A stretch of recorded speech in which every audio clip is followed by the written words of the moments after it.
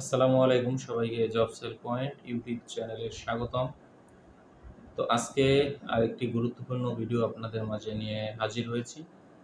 সেটা হচ্ছে যে অনেকেই জানতে চাচ্ছেন যে শতকরা 20 মানে 90% যে যারা চাকরি জব সিকার রয়েছেন তারা জানতে চাচ্ছেন যে ভূমি রেকর্ড ও জরিপ অধিদপ্তরের পরীক্ষা কবে হবে? এর সঠিক কোনো তথ্য আছে কিনা? আজকে আমি মূলত এই বিষয়ে আলোচনা করব। তো ভিডিওটা একটু দীর্ঘায়িত হতে পারে। তো যারা রেগুলার চ্যানেলের সাথে যুক্ত আছেন, মনোযোগ দিয়ে দেখলে আশা করি আপনারা এই প্রশ্নের উত্তরটা পেয়ে যাবেন।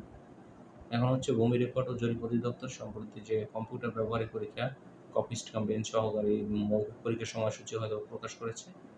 তো অন্যান্য যে পদ রয়েছে পেশকা, তারপর রয়েছে অফিস সহকারী, অফিস সহায়ক, তো অন্যান্য যে সকল পোস্ট আছে এর পরীক্ষা কবে হবে? এখন একটা কথা হচ্ছে এর পরীক্ষা হবে এই যে কপিস্ট কাম বেঞ্চ সহকারী যে পরীক্ষার চূড়ান্ত ফলাফল প্রকাশ করবে, যে মৌখিক পরীক্ষা হবে, মৌখিক পরীক্ষার পরে যে চূড়ান্ত ফলাফল প্রকাশ করবে ঠিক তারপরেই তারা অন্য যে কোনো 2টা পোস্টের পরীক্ষা নেবে। এখন হচ্ছে পেশকার নেবে অথবা অফিস সহকারী নেবে।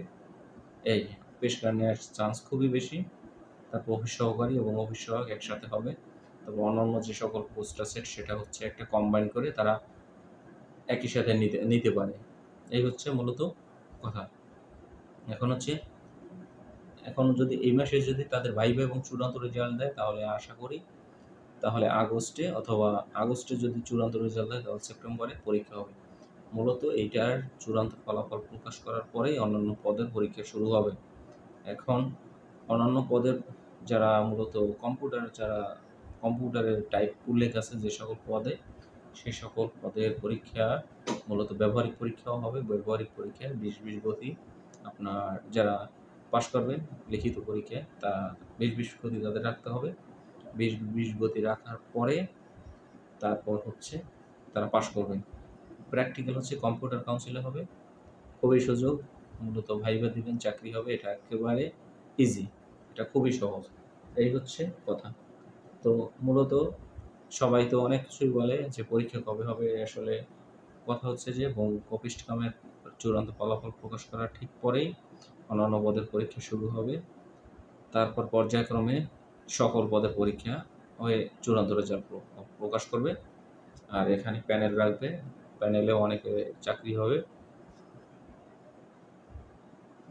এই হচ্ছে বিষয়।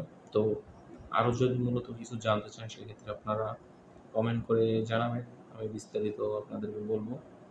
এবং জবস হেল্প পয়েন্ট ইউটিউব চ্যানেলের সাথে থাকবেন, তাহলেই আপনারা মূলত অথেন্টিক সংবাদগুলো আপনারা পাবেন, আশা করি পাবেন। এবং যারা অনেক দিন ধরে যুক্ত আছেন সবাইকে ধন্যবাদ।